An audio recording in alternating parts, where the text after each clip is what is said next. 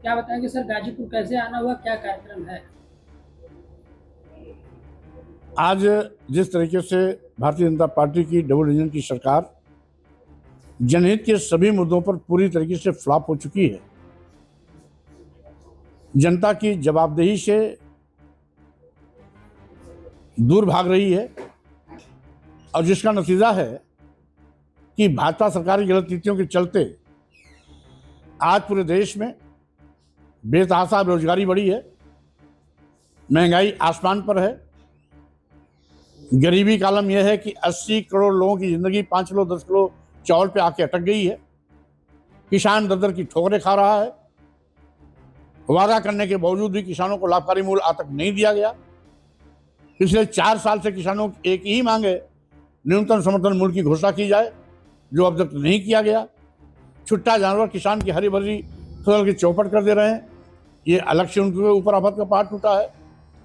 आज योगी जी जो एक महंत के मठाधीश भी हैं, आज उनकी प्राथमिकता हर 400-500 मीटर पर शराब की दुकान खुलाने की रह गई है। अनिवार्य शिक्षा के अंतर्गत 6 से 14 साल के बच्चों को जो सरकार की जवाबदेही है शिक्षा दिलाना, सरकार उससे भाग रही है और 27,764 स्कूल बंद करने की आज कगार पर है। अपनी जनता पार्टी कड़े विरोध के बाद सरकार बैकफुट पे आई। यद्यपि स्कूल बंद करने का फैसला वापस लिया, लेकिन अभी भी स्कूल बंदी पर तलवार लटक रही है। वहीं पर पूरा प्रदेश जंगल राज बन गया है। कानून व्यवस्था ध्वस्त हो चुकी है। गुंडे माफिया अपराधी बेखौफ कानून की धज्जियां उड़ा रहे हैं। सत्ता के गलियारे में चहलकदमी करते नजर आते हैं। आज पूरे देश में SC, ST, OBC पर बड़े पैमाने पर जनजातीय अत्याचार हो रहा है। आए गए दिन किसी न किसी दलित आदिवासी पिछड़े नौजवान की हत्या, बहन बेटियों को बलात्कार दुराचार का शिकार बनाया जाना आम हो गई है। वहीं पर सरकार अपराधियों के खिलाफ कानूनी कार्रवाई करने के बजाय पूरी ताकत उनको बचाने में लगाती है, क्योंकि वो भाजपा पोषित गुंडे माफिया अपराधी हैं। वहीं दूसरी ओर संविधान की कसम खाने वाले माननीय प्रधानमंत्री जी, माननीय मुख्यमंत्री जी संविधान प्रदत्त अनुसूचित जात अनुसूचित जनजाति का आरक्षण शून्य निष्प्रभावी कर दिया है। अनुच्छेद 340 के अंतर्गत मंडल आयोग के तहत दिया गया आरक्षण जो पिछड़ों को 27% मिलता था, उसे भी शून्य निष्प्रभावी कर दिया गया है। पूरे प्रदेश में जंगल राज है। यहाँ तक कि सरकार भी अराजकता की शिकार बन गई है। आधे दर्जन से ज्यादा मंत्री अब तक इस बात का रोना रो चुके हैं कि विभागीय अधिकारी मेरी बात नहीं सुनते हैं। और जंगल राज की आग में अब तो भाजपा भी उस तपिश में आ रही है। आपके लखनऊ में ABP छात्रों पर लाठीचार्ज, बनारस में बड़े पैमाने पर पुलिस वकीलों में हाथापाई, एक दरोगा का घायल होना, आपके गाजीपुर में एक थाने में भाजपा कार्यकर्ता की मौत इस बात को जाहिर करती है कि न प्रदेश की जनता केवल त्रस्त है, बल्कि अब भाजपा के नेताओं पर भी इस जंगल राज की आग की लपट आ रही है। और इसी के साथ साथ माननीय प्रधानमंत्री जी जो देश को विश्वगुरु बनाने का सपना दिखाते हैं, कंगाल बना रहे हैं, गरीब लाचार बना रहे हैं। 140 करोड़ की आबादी में 80 करोड़ लोगों को आज 5 किलो 10 किलो चावल पर जिंदगी बिताना पड़ रहा है। यह है विश्वगुरु बनने वाला भारत। और वहीं दूसरी ओर मोदी जी भी सरकार चलाने में पूरी तरीके से असमर्थ हैं। यही कारण है सरकारी विभाग एक एक करके निजी हाथों में बेच रहे हैं। अब तक उन्होंने देश के सभी बंदरगाह, एयरपोर्ट, एयर इंडिया और बहुतेरे रेलवे स्टेशन, कई दर्जन ट्रेनें, यहाँ तक कि LIC जैसी बड़ी संस्था अपने चहेते उद्योगपतियों के हवाले कौड़ियों के भाव बेच दिया है।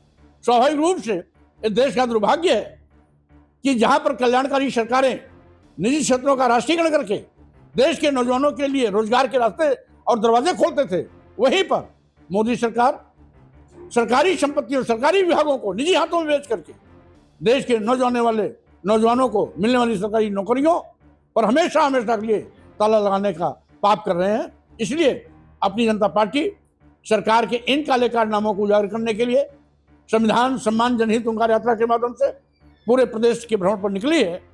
आज 39वां जिला गाजीपुर है और इस क्षण का आजमगढ़ में 21 तारीख को पूरा होगा, तब हम 42 जिले पूरे कर चुके होंगे। इसके बाद ये लगातार क्रम जारी रहेगा और साथ ही साथ लक्ष्य 2027 में अपनी जनता पार्टी के नेतृत्व में लोक मोर्चा गठन हुआ है। लोक मोर्चा की सरकार बनाने की दिशा में हम लोग आगे बढ़ रहे हैं।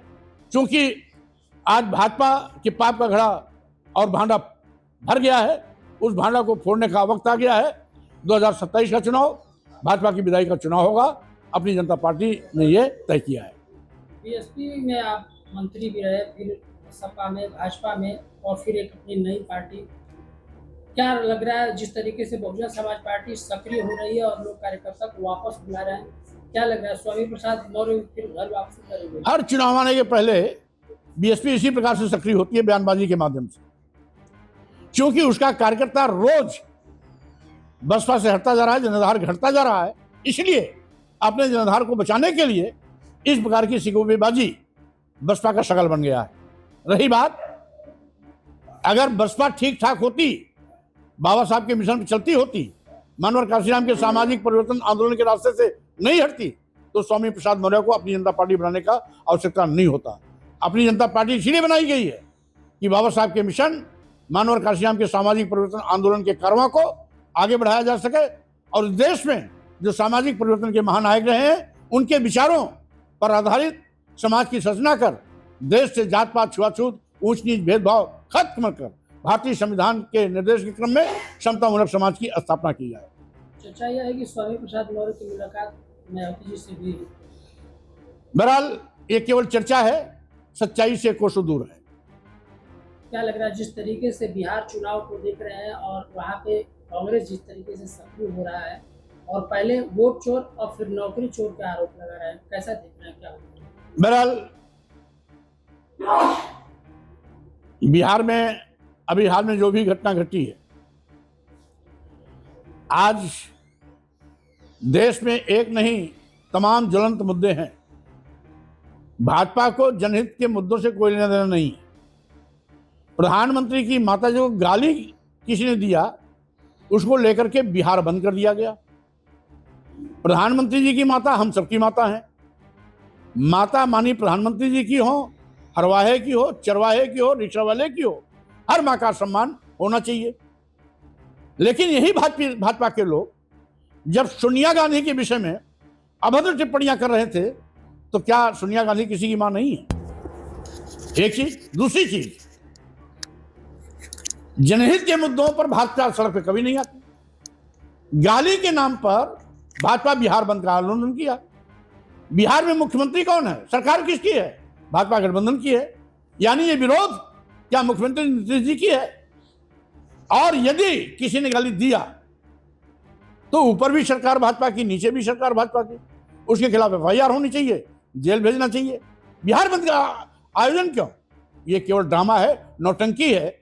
और भारतीय जनता पार्टी सभी मुद्दों पर पिट गई है, इसलिए इस प्रकार के अनाप शनाप मुद्दे पैदा करके सस्ती लोकप्रियता हासिल करना चाहती है। यूपी में एआईएमआईएम के प्रदेश अध्यक्ष द्वारा जिसे महाराजा सुहेल देव के ऊपर टिप्पणी की गई और कल भाजपा के कार्यकर्ता ने हर जिले में विरोध किया, पत्रक सौंपा। क्या लग रहा है, इसको कैसे देख रहे हैं? बहरहाल कोई भी महापुरुष हो, उस पर टिप्पणी करना उचित नहीं है। अगर किसी ने टिप्पणी की है तो वो निंदनीय है। स्वामी प्रसाद मौर्य आने वाले 2027 विधानसभा चुनाव में क्या किसी से गठबंधन करेंगे? बहरहाल हमारा लोक मोर्चा पहले तो बन चुका है, उसके बावजूद भाजपा को हटाने के लिए लाइक माइंडेड लोगों से बात करने में कोई गुरेज नहीं।